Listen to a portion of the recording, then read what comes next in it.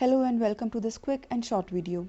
In case you are wondering how to download your YouTube videos to the SD card, there are three things that you have to ensure. The first thing is that your phone has to have an SD card installed.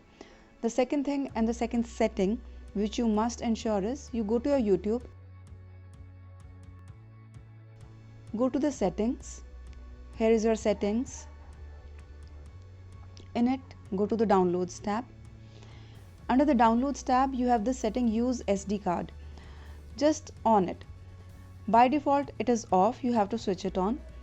Another thing that you should note is that when you download your videos to the SD card, the video will not be getting saved to the phone's memory. So in case you want to save the video to the phone's memory, you have to switch off this setting. Both the storage locations are exclusive to each other.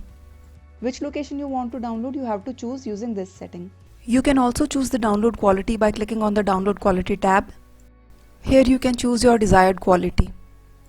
So these are the important settings that you need to make. I hope this helps. Thank you very much for watching the video.